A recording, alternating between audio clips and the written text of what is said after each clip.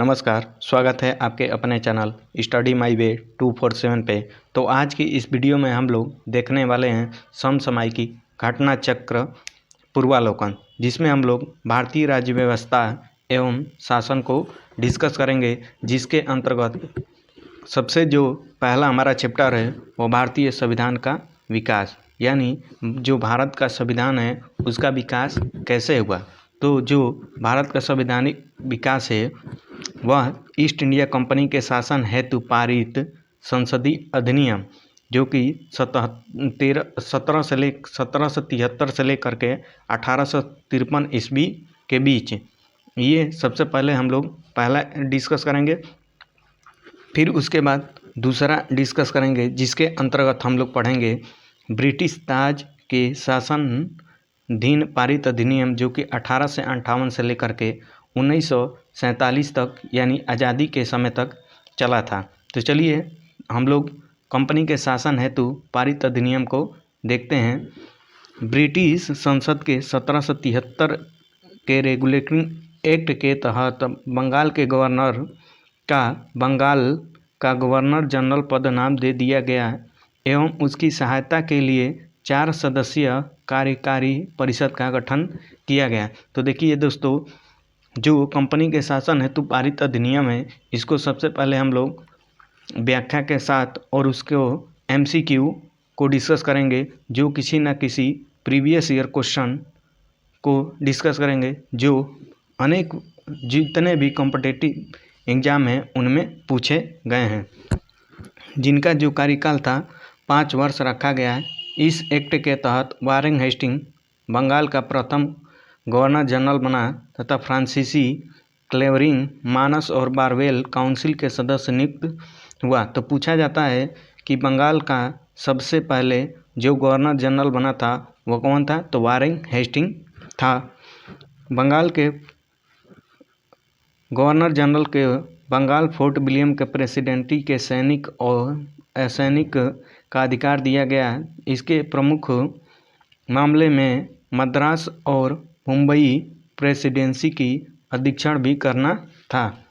इसी के एक्ट के तहत 1774 ईस्वी में उच्चतम न्यायालय की स्थापना हुई थी। जो 1773 का रेगुलेटिंग एक्ट था, इसके तहत कोलकाता में 1774 ईस्वी में एक उच्चतम न्यायालय की स्थापना की गई थी, जिसमें एक मुख्य न्यायाधीश एवं 3 अन्य न्यायाधीश थे। तो देखिए, ये भी क्वेश्चन पूछा जाता है कि जो 1773 ईस्वी का रेगुलेटिंग एक्ट के तहत जो 1774 में उच्चतम न्यायालय बना था, उसमें कितने न्यायाधीश थे। तो उसमें जो मुख्य न्यायाधीश था वह एक था और अन्य 3 न्यायाधीश थे। तो कंपनी के कर्मचारियों को निजी व्यापार करने तथा भारत में उपहार लेने से प्रतिबंधित किया गया। पिट्स इंडिया एक्ट 1774 द्वारा कंपनी के राजनीतिक और व्यापारिक कार्यों का पृथक्करण किया गया। इस एक्ट के निदेशक मंडल को कंपनी व्यापारिक मामले को अधीक्षण अनुमति दी, परंतु राजनीतिक मामले को प्रबंधन के लिए नियंत्रण बोर्ड का गठन किया गया। तो नियंत्रण बोर्ड का जो गठन हुआ था, किस एक्ट के तहत हुआ था, तो पिट्स इंडिया एक्ट 1784 ईस्वी के तहत हुआ था। और 1786 का अधिनियम के द्वारा बंगाल के गवर्नर जनरल को विशेष परिस्थितियों में अपने परिषद के निर्णय का निरस्त करने अथवा लागू करने का अधिकार प्रदान हुआ। गवर्नर जनरल के प्रधान सेनापति शक्तियों भी प्रदान की गई।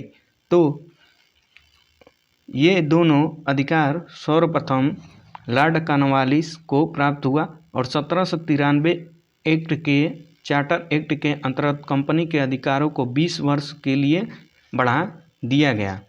और 1813 का जो चार्टर एक्ट था द्वारा पहली बार भारतीयों को शिक्षा पर प्रति वर्ष 1 लाख रुपये खर्च करने का उपबंध किया गया। तो देखिए, ये भी क्वेश्चन पूछा जाता है कि जो 1813 का चार्टर एक्ट था, इसके लिए भारतीयों के लिए क्या किया गया था।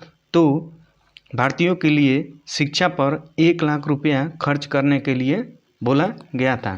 कंपनी के भारतीय व्यापारियों व्यापार के एकाधिकार को समाप्त कर दिया गया।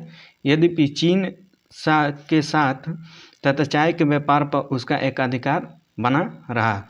और जो 1833 का चार्टर एक्ट था के द्वारा बंगाल के गवर्नर जनरल को क्या कर दिया गया, भारत का संपूर्ण गवर्नर जनरल बना दिया गया है। इस चार्टर एक्ट के धारा 87 के अनुसार कोई भी भारतीय केवल धर्म, जन्म स्थान, वंश, वर्ण आधार पर सरकारी सेवा के लिए योग्य नहीं समझा जा सकता था। देश के शासन प्रणाली का केंद्रीकरण कर दिया गया। लॉर्ड विलियम बेंटिंग भारत का प्रथम गवर्नर जनरल बना। तो भारत का जो प्रथम गवर्नर जनरल बना था वो कौन सा, लॉर्ड विलियम बेंटिंग था। और जो बंगाल का गवर्नर जनरल बना था वो कौन था, वारेन हेस्टिंग था। कंपनी के समस्त कार्यों को समाप्त कर दिया गया तथा भविष्य में केवल उसके राजनीतिक कार्य ही करने थे। गवर्नर जनरल का परिषद एक कानूनी सदस्य, चौथा सदस्य को सम्मिलित किया गया।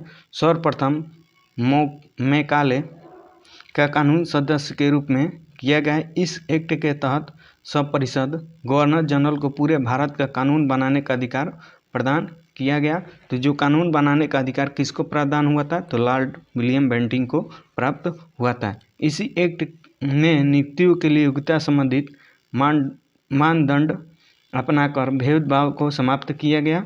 और जो 1853 का चार्टर एक्ट था, इसके द्वारा विधायी शक्तियों को कार्यपालिका शक्तियों में पृथक करने की व्यवस्था की गई। विधि निर्माण हेतु यानी कानून के निर्माण के लिए भारतीय केंद्रीय विधान परिषद की स्थापना की गई एवं सिविल सेवकों को भर्ती एवं चयन हेतु खुली प्रतियोगिता का शुभ आरंभ किया गया। तो चलिए हम लोग देखते हैं कंपनी के शासन हेतु पारित अधिनियम से क्वेश्चन कैसे बनते हैं और किस प्रकार पूछे गए हैं। तो पहला क्वेश्चन है हमारा, निम्नलिखित में से किस अधिनियम में कोलकाता में सर्वोच्च न्यायालय की स्थापना का प्रावधान किया गया था। तो देखिए, ये जो कोलकाता में सर्वोच्च न्यायालय का जो प्रावधान किया गया था वह रेगुलेटिंग एक्ट 1773 में किया गया था। और जो इसकी स्थापना हुई थी वह 1774 में हुई थी। और जो इसके सदस्य थे, एक मुख्य सदस्य था और 3 अन्य सदस्य थे जो इसके सहयोगी थे। तो देखिए, इसके जो मुख्य सदस्य थे वो कौन सा, सर एलिजा इम्पे थे, इसके प्रथम मुख्य न्यायाधीश थे। तो क्वेश्चन ये भी पूछा जाता है कि जो कोलकाता में सर्वोच्च न्यायालय की स्थापना हुई थी उसके जो प्रथम सदस्य थे वो कौन थे, तो सर एलिजा इम्पे थे। क्वेश्चन नंबर दूसरा है हमारा, सर्वोच्च न्यायालय की स्थापना के संबंध में निम्नलिखित में से कौन सा कथन सही है। तो देखिए, पहला ऑप्शन है हमारा, कोलकाता में सर्वोच्च न्यायालय की स्थापना 1773 के रेगुलेटिंग एक्ट के द्वारा की गई थी। तो ये जो बात है बिल्कुल ही सही है। और ये क्या, दूसरा ऑप्शन है हमारा, लेमेस्टर इस न्यायालय का प्रथम मुख्य न्यायाधीश था। तो ये जो ऑप्शन नंबर दूसरा दिया है वो लेमेस्टर नहीं, इस न्यायालय का प्रमुख मुख्य न्यायाधीश नहीं था। तो इसके जो प्रमुख न्यायाधीश थे वो कौन सा, सर एलिजा एम्पे थे। क्वेश्चन नंबर नेक्स्ट है हमारा,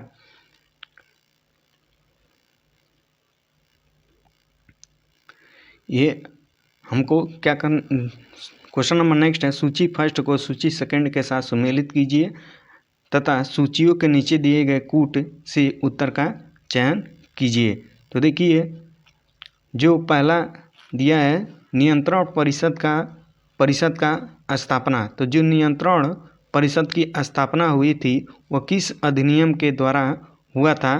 तो ये आपके पिट्स का भारतीय अधिनियम जो कि 1784 ईस्वी में आया था, इसी के तहत नियंत्रण परिषद की स्थापना हुई थी। और जो सर्वोच्च न्यायालय की स्थापना हुई थी वह कब हुई थी, न्यायिक अधिनियम यानी कि 1773 के रेगुलेटिंग एक्ट के तहत हुआ था। और जो तीसरा है, इंग्लिश मिशनरियों को भारत में कार्य करने की अनुमति जो मिली थी वो कब मिली थी, तो चार्टर अधिनियम 1813 के अंतर्गत इंग्लिश मिशनरियों को भारत में कार्य करने की अनुमति मिली थी। क्वेश्चन और चौथा ऑप्शन है गवर्नर जनरल को परिषद में नियुक्त कानूनी सदस्य की नियुक्ति जो थी वह किस अधिनियम के अंतर्गत मिला, तो चार्टर अधिनियम 1833 के तहत मिला। तो इस प्रकार हमारा ऑप्शन नंबर बी सही जवाब होगा।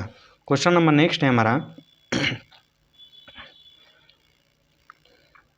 निम्नलिखित में से किससे या किनसे भारत में अंग्रेजी शिक्षा की नींव पड़ी। तो जो भारत में अंग्रेजी शिक्षा की नींव पड़ी थी वह 1813 का चार्टर एक्ट के तहत तो 1 लाख रुपया खर्च करने का प्रावधान दिया गया था और general committee of public instruction के द्वारा भी हुआ था और ये भी हुआ था। इस प्रकार ऑप्शन नंबर सी डी सही जवाब होगा। तो तीनों ही सही होंगे। क्वेश्चन, किस अधिनियम के द्वारा ब्रिटिश संसद ने चाय और चीनी के साथ व्यापार को छोड़कर ईस्ट इंडिया कंपनी के भारत के साथ व्यापारिक एकाधिकार को समाप्त कर दिया गया था। तो ये चार्टर एक्ट 1813 का था जिसके अंतर्गत चाय और चीनी के साथ छोड़कर ईस्ट इंडिया कंपनी भारत के साथ व्यापारिक एकाधिकार को समाप्त कर दिया और राजनीतिक के बारे में सोचने लगे थे। क्वेश्चन नंबर नेक्स्ट है हमारा, चार्टर एक्ट 1813 का संबंध निम्नलिखित कथनों पर विचार कीजिए। तो देखिए इसने भारत में ईस्ट इंडिया कंपनी के व्यापार एकाधिपत्य को चाय को व्यापार तथा चीनी के साथ व्यापार को छोड़कर समाप्त कर दिया गया था। ये बिल्कुल सही जवाब होगा। इस प्रकार ऑप्शन नंबर 1 और 2 सही है। इसने कंपनी द्वारा अधिकार में लिए गए भारतीय राज्य क्षेत्र पर ब्रिटिश राज्य क्राउन के संप्रभुता को सुदृढ़ किया। ये भी बात बिल्कुल सही है। तो क्वेश्चन नंबर नेक्स्ट हम लोग देखते हैं अपना, किस अधिनियम ने भारतवासियों को अपने देश के प्रशासन में कुछ हिस्सा लेना संभव बनाया। तो यह चार्टर एक्ट 1833 का था जिसके अंतर्गत भारतवासियों को अपने देश के प्रशासन में कुछ हिस्सा लेने का संभव बनाया था। तो क्वेश्चन नंबर नेक्स्ट हम लोग देखते हैं।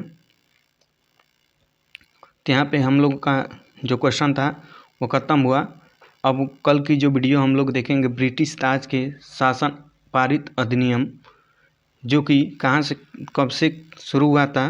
तो यह आपका शुरू हुआ था 1858 से लेकर 1947 तक चला था और ईस्ट इंडिया कंपनी के शासन हेतु पारित ब्रिटिश संसदीय अधिनियम जितने भी बने थे उसको हम लोग देख लिए हैं। और अगर आपको वीडियो अच्छी लगी होगी तो लाइक, सब्सक्राइब एंड कमेंट करना ना भूलें। वीडियो देखने के लिए धन्यवाद।